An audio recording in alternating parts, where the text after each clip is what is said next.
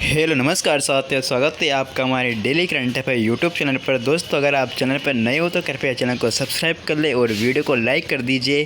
तो दोस्तों, आज हम 15 सितंबर 2023 से संबंधित जितने भी मोस्ट इंपॉर्टेंट करंट के क्वेश्चन हैं उसके बारे में डिस्कस करेंगे। तो दोस्तों, आप वीडियो पे बने रहिए, वीडियो को स्किप ना करें। इसी के साथ दोस्तों बात करते हैं फर्स्ट क्वेश्चन के बारे में कि हाल ही में कैश फॉर वेस्ट योजना किस राज्य ने शुरू की है। कि हाल ही में कैश फॉर वेस्ट योजना किसके द्वारा शुरू की गई। A option Delhi, B option Mumbai, C option Ahmedabad, D option Patna. तो दोस्तों, हाल ही में कैश फॉर वेस्ट योजना शुरू की है पटना ने। आपका डी ऑप्शन बिल्कुल सही आंसर होगा, पटना ने शुरू की है। इसी के साथ दोस्तों बात करते हैं अगले क्वेश्चन के बारे में कि हाल ही में किस राज्य में चौथी G20 सतत वित्त कार्य समूह की बैठक शुरू हुई है। A option Bihar, B option Uttar Pradesh, C option Manipur, D option Rajasthan. तो दोस्तों, हाल ही में G20 सतत वित्त कार्य समूह की बैठक की शुरुआत उत्तर प्रदेश में है। तो आपका बी ऑप्शन बिल्कुल सही आंसर है। इसी के साथ दोस्तों बात करते हैं नेक्स्ट क्वेश्चन के बारे में कि हाल ही में किस राज्य ने 5वीं बार राष्ट्रीय व्हील चेयर रग्बी चैंपियनशिप 2023 का खिताब जीता है। A option Gujarat, B option Maharashtra, C option Madhya Pradesh, D option Tripura. तो दोस्तों, हाल ही में राष्ट्रीय व्हील चेयर रग्बी चैंपियनशिप 2023 का खिताब जीता है महाराष्ट्र ने। आपका बी ऑप्शन बिल्कुल सही आंसर है। इसी के साथ दोस्तों बात करते हैं नेक्स्ट क्वेश्चन के बारे में कि हाल ही में किस राज्य सरकार ने राज्य की पहली सेवा क्षेत्र नीति को मंजूरी दी है। A option Paschim Bangal, B option Assam, C option Uttarakhand, D option Sikkim. तो दोस्तों, हाल ही में उत्तराखंड राज्य सरकार ने पहली सेवा क्षेत्र नीति को मंजूरी दी है। तो आपका सी ऑप्शन बिल्कुल सही आंसर होगा, उत्तराखंड। इसी के साथ दोस्तों बढ़ते अगले क्वेश्चन की तरफ कि हाल ही में किस राज्य के न्योमा में दुनिया के सबसे ऊंचे फाइटर एयरफील्ड का निर्माण किया जाएगा। A option Ladakh, B option Himachal Pradesh, C option Andhra Pradesh, D option Meghalaya. तो दोस्तों, हाल ही में लद्दाख में न्योमा में दुनिया के सबसे ऊंचे फाइटर एयरफील्ड का निर्माण किया जाएगा। तो आपका ए ऑप्शन बिल्कुल सही आंसर होगा, लद्दाख। इसी के साथ दोस्तों बात करते हैं अगले क्वेश्चन के बारे में कि निम्नलिखित में से क्या पीएम जनधन योजना की उपलब्धि नहीं है। ए ऑप्शन जनधन के खातों के माध्यम से औपचारिक बैंकिंग प्रणाली में 50 करोड़ से अधिक लोगों शामिल किया गया। इनमें से लगभग 67% खाते ग्रामीण और अर्ध शहरी क्षेत्रों में खोले गए। सी ऑप्शन इन खातों को लगभग 34 करोड़ रुपए कार्ड जारी किए गए हैं और जिनमें 2 लाख रुपए का दुर्घटना बीमा कवर प्रदान किया गया। डी ऑप्शन कहता है कि सरकार ने प्रत्यक्ष लाभ डीबीटी योजना के तहत जनधन खातों में 1 लाख करोड़ रुपए से अधिक राशि की अंतरित की है। ये ऑप्शन है कि 50 लाख से अधिक खाताधारकों द्वारा 10,000 रुपये की ओवरड्राफ्ट सुविधा का लाभ उठाया गया। तो दोस्तों, आपका सही आंसर होगा पीएम जनधन योजना के तहत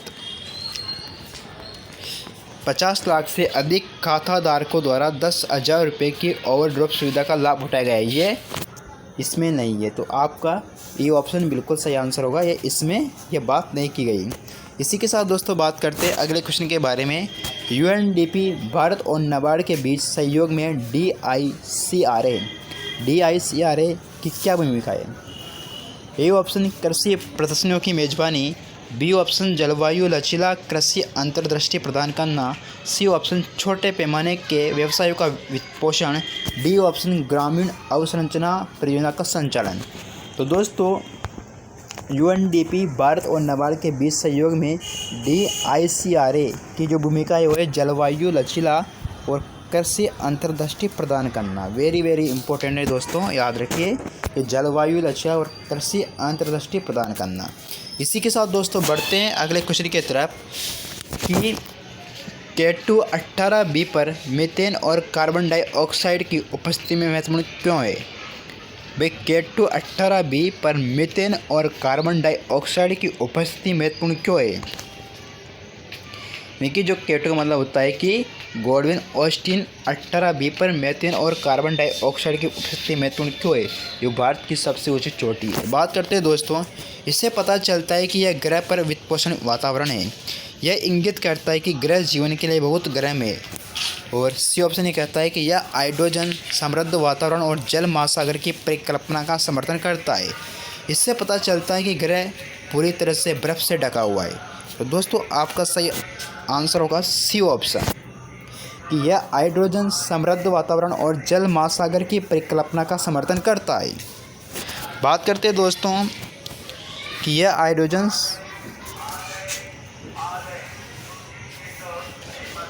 नासा के जेम्स वेब स्पेस टेलीस्कोप ने एक्सीप्लैनेट K2-18b पर कार्बन डाइऑक्साइड और मीथेन की खोज की।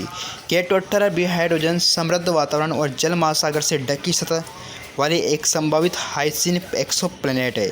K2-18b अपने तौर के रहने योग्य क्षेत्र के भीतर है, जहां प्रकृति जीवन के अस्तित्व के लिए अनुकूल है। और साथ ही K2 की बात करते हैं तो K2 भारत की सबसे ऊंची चोटी जो गॉडविन ऑस्टिन है, जिसकी ऊंचाई है 8,611 मीटर है। इसी के साथ दोस्तों बात करते हैं नेक्स्ट क्वेश्चन के बारे में कि भारत के सर्वोच्च न्यायालय का राष्ट्रीय न्यायिक डेटा ग्रिड NJDP में शामिल होने का मुख्य उद्देश्य क्या है? तो भारत का जो सर्वोच्च न्यायालय सुप्रीम कोर्ट है का जो राष्ट्रीय न्यायिक डेटा ग्रिड है, उसमें NDGP में शामिल होने का मुख्य उद्देश्य, उसका ऑब्जेक्ट क्या है, उसका एम क्या है? ए ऑप्शन अपने आंतरिक डेटा प्रबंधन में सुधार करना, बी ऑप्शन न्यायपालिका में पारदर्शिता और जवाबदेही को बढ़ाना, सी ऑप्शन अदालती कार्यवाही को स्वचालित करने के लिए, डी ऑप्शन प्रशासनिक कार्य को सुव्यवस्थित करना। तो दोस्तों जो इसका मुख्य उद्देश्य बी ऑप्शन है, न्यायपालिका में पारदर्शिता और जवाबदेही बढ़ाना। आपका बी ऑप्शन बिल्कुल सही आंसर होगा इसमें दोस्तों। इसी के साथ दोस्तों बात करते हैं, इससे रिलेटेड कुछ महत्वपूर्ण इन्फॉर्मेशन भी है कि भारत के मुख्य न्यायाधीश DY चंद्रचूड़ ने घोषणा की कि भारत का सर्वोच्च न्यायालय लंबित मामलों को ट्रैक करने के लिए राष्ट्रीय न्यायिक डेटा ग्रिड प्लेटफॉर्म में शामिल होगा। तो भारत के मुख्य न्यायाधीश यानी कि DY चंद्रचूड़ जी है। इसी के साथ दोस्तों बात करते हैं नेक्स्ट क्वेश्चन के बारे में कि भारत द्वारा अंतर्राष्ट्रीय स्तर पर स्वीकृत OIML प्रमाण पत्र जारी करने का क्या महत्व है? ए ऑप्शन, यह अंतर्राष्ट्रीय निर्माता को भारत में अपने उत्पाद बेचने की अनुमति देता है। बी ऑप्शन, यह भारतीय निर्माताओं को विश्व स्तर पर अपने माप उपकरणों का विपणन करने में सक्षम बनाता है। सी ऑप्शन, यह भारत में माप उपकरणों की आवश्यकता को कम करता है। डी ऑप्शन, यह घरेलू माप इकाइयों का मानकीकरण करता है। तो दोस्तों बताइए कि भारत द्वारा अंतर्राष्ट्रीय स्तर पर स्वीकृत OIML प्रमाण पत्र जारी करने का महत्व क्या है? तो दोस्तों आपका सही जवाब होगा कि यह भारतीय निर्माण को विश्व स्तर पर, वर्ल्ड लेवल पर अपने माप उपकरणों का विपणन करने में सक्षम बनाता है। तो आपका बी ऑप्शन बिल्कुल सही आंसर होगा। इसी के साथ दोस्तों बात करते हैं कि भारत ने अंतर्राष्ट्रीय स्तर पर स्वीकृत OIML international organisation of legal metrology प्रमाण पत्र जारी करने की क्षमता हासिल कर ली है। ऐसा करने वाला यह विश्व स्तर का 13वां देश बन गया है भारत। इसी के साथ दोस्तों बात करते हैं अगले क्वेश्चन के बारे में। पंजाब में मिशन सघन इंद्रधनुष 5 पॉइंट का प्राथमिक उद्देश्य क्या है? ये भाई पंजाब का एक मिशन सघन इंद्रधनुष 5.0 का प्राथमिक उद्देश्य क्या है? बुजुर्गों को स्वास्थ्य देखभाल प्रदान करना, बी बच्चों में कुपोषण को संबोधित करना, सी कृषि विकास को बढ़ावा देना, डी गर्भवती महिलाओं और बिना टीकाकरण वाले बच्चों को टीकाकरण और पर्यटन को बढ़ावा देना। तो दोस्तों इसका सही आंसर होगा कि पंजाब में मिशन सघन इंद्रधनुष 5 पॉइंट का जो प्राथमिक उद्देश्य वो है गर्भवती महिलाओं और बिना टीकाकरण वाले बच्चों को टीकाकरण। आपका डी ऑप्शन बिल्कुल सही आंसर है। इसी के साथ दोस्तों बात करेंगे अगले क्वेश्चन के बारे में कि राष्ट्रपति द्रौपदी मुर्मू के द्वारा शुरू किए गए आयुष्मान भाव अभियान भारत अभियान का प्राथमिक उद्देश्य क्या है? भाव अभियान का जो प्राथमिक उद्देश्य क्या है? ए ऑप्शन, भारत में पर्यटन को बढ़ावा देना, सार्वभौमिक स्वास्थ्य कवरेज प्राप्त करना, कृषि उत्पादकता में वृद्धि, और डी ऑप्शन, परिवहन अवसंरचना में सुधार।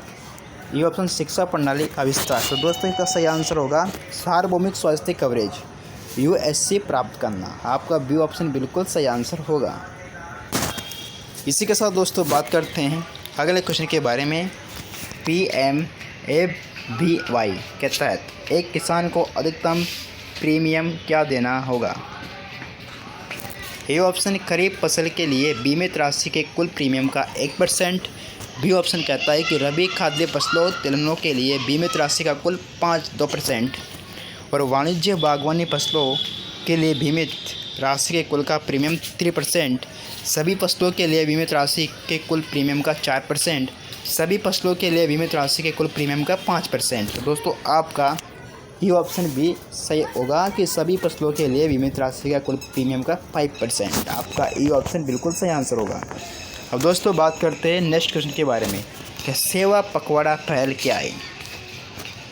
कि सेवा पखवाड़ा पहल क्या है?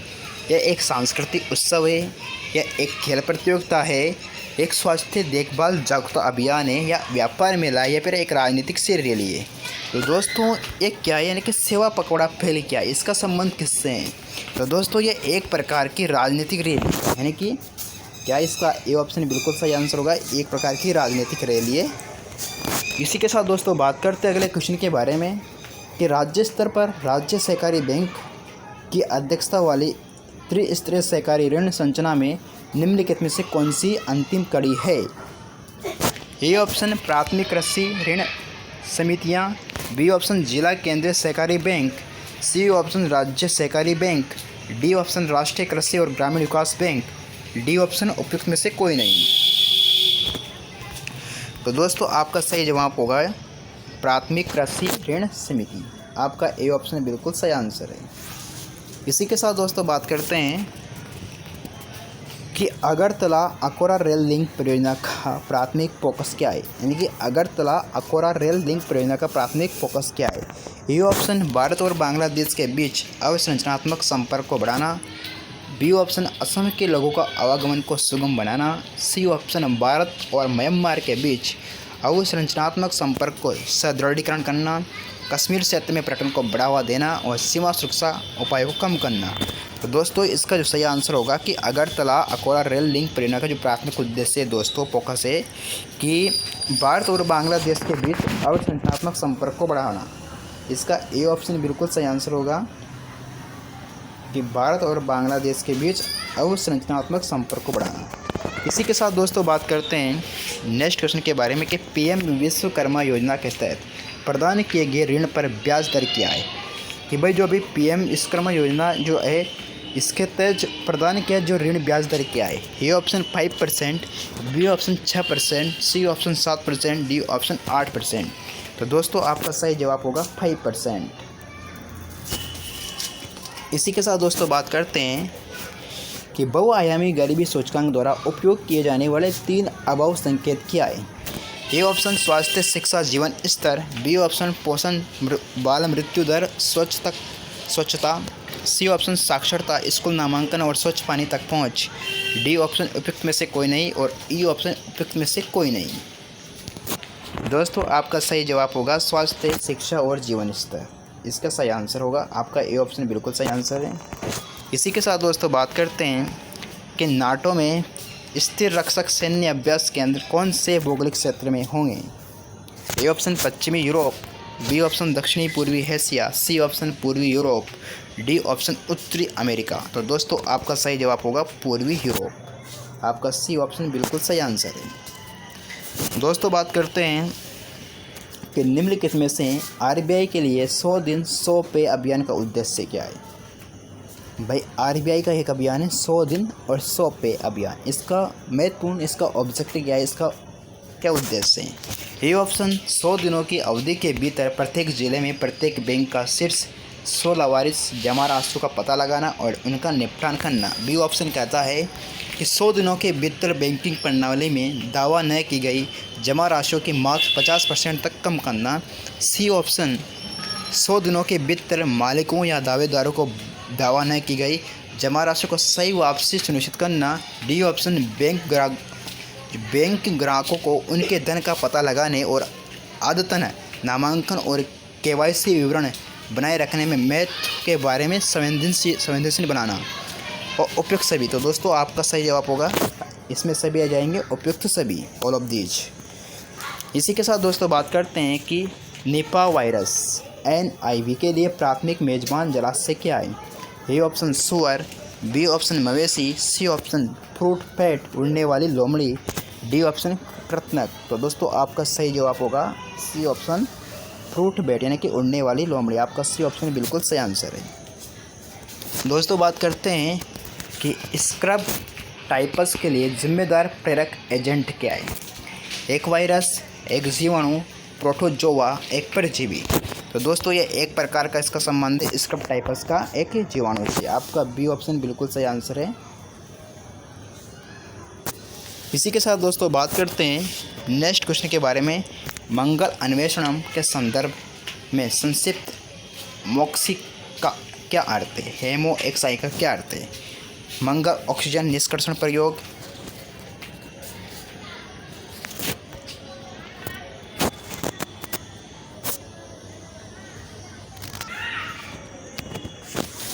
मंगल ग्रह का ऑक्सीजन अन्वेषण उपकरण, मार्स ऑक्सीजन इन सीटू संसाधन उपयोग प्रयोग, और मार्स ऑक्सीजन जनरेशन सिस्टम, और मंगल ग्रह का ऑक्सीजन रूपांतरण उपकरण। तो दोस्तों इसका सही आंसर होगा कि मंगल अन्वेषण के संदर्भ में संक्षिप्त MOXI का जो क्या अर्थ इसका दोस्तों इसका सही आंसर होगा मार्स ऑक्सीजन इन सीटू संसाधन उपयोग और प्रयोग। आपका सी ऑप्शन बिल्कुल सही आंसर है। इसी के साथ दोस्तों बात करते हैं कुछ महत्वपूर्ण करंट फैक्टर है 15 सितंबर से रिलेटेड, इनको देख लेते हैं। कि हाल ही में राष्ट्रपति द्रौपदी मुर्मू जी ने गुजरात राज्य की विधानसभा के डिजिटल हाउस का उद्घाटन किया है। तो दोस्तों आपसे पूछ लिया जाए कि हाल में गुजरात में डिजिटल हाउस का उद्घाटन किसके द्वारा किया गया? तो आपका सही जवाब होना चाहिए राष्ट्रपति द्रौपदी मुर्मू ने इसका उद्घाटन किया है। इसी के साथ दोस्तों बात करते हैं सेकंड पॉइंट के बारे में कि हाल में 14 सितंबर को राष्ट्रीय हिंदी दिवस मनाया गया है, जो कि आपको पता है। इसी के साथ दोस्तों बात करते हैं कि हाल में पंजाब सरकार ने मिशन इंद्रधनुष 5 मुहिम की शुरुआत की, जो अपन चर्चा कर चुके हैं फ्यूशन में। इसी के साथ दोस्तों बात करते हैं कि हाल में केंद्रीय कौशल विकास उद्यमशीलता मंत्री धर्मेंद्र प्रधान ने skill India digital portal launch किया है। तो एक और नया क्वेश्चन कि स्किल इंडिया डिजिटल पोर्टल किसके द्वारा लॉन्च किया गया? तो शिक्षा मंत्री, केंद्रीय कौशल विकास और उद्यमशील मंत्री धर्मेंद्र प्रधान ने यह लॉन्च किया है। दोस्तों वेरी इंपॉर्टेंट क्वेश्चन है। इसी के साथ दोस्तों बात करते हैं कि हाल में Airbus defence and space company ने भारतीय वायुसेना को पहला एयरक्राफ्ट C-295 यानी कि C-295 सौंपा है। इसी के साथ दोस्तों बात करते हैं कि हाल में राष्ट्रपति द्रौपदी मुर्मू जी ने राष्ट्रव्यापी स्वास्थ्य सेवा योजना आयुष्मान भव्य अभियान का शुभारंभ भी किया है।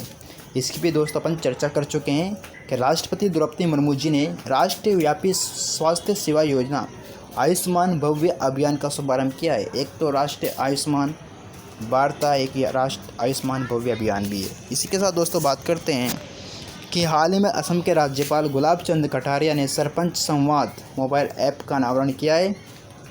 तो कौन से राज्य के राज्यपाल के द्वारा सरपंच संवाद मोबाइल ऐप का अनावरण किया है? तो असम राज्य के राज्यपाल गुलाब चंद कटारिया। इसी के साथ हाल में मदन लाल रेंगर कांगो गणराज्य में भारत के नए राजदूत नियुक्त किए गए हैं। तो वेरी इंपॉर्टेंट दोस्तों कि कांगो गणराज्य में भारत के नए राजदूत के रूप में किसे नियुक्त किया गया? मदन लाल रेंगर को। इसी के साथ दोस्तों बात करते हैं कि हाल ही में 4 दिसंबर महाराष्ट्र के कोंकण तट पर स्थित सिंधुदुर्ग किले में नौसेना दिवस मनाया जाएगा। और हाल ही में IIT गुवाहाटी के शोधकर्ताओं ने फार्मास्यूटिकल और खाद्य उत्पाद विकसित किए हैं। और हाल ही में उत्तर प्रदेश राज्य सरकार ने संपत्ति संबंधी समस्याओं को कम करने के लिए गिफ्ट डीडी योजना भी शुरू की है। उत्तर प्रदेश राज्य सरकार के द्वारा गिफ्ट डीडी योजना भी शुरू की गई है। इसी के साथ दोस्तों बात करते हैं कि हाल ही में ज्योति रंजन सिकदर ने SECI के निदेशक का पदभार भी ग्रहण किया है। तो दोस्तों आज के लिए इतना पर्याप्त। अगर आपको वीडियो अच्छी लगे तो आप वीडियो को लाइक कीजिए, सब्सक्राइब कीजिए और शेयर कीजिए। साथ में दोस्तों कमेंट भी कीजिए अगर आपको क्वेश्चन अच्छे लगे हो। इसी के साथ दोस्तों मिलते हैं नेक्स्ट वीडियो पर। जय हिंद, जय भारत, धन्यवाद।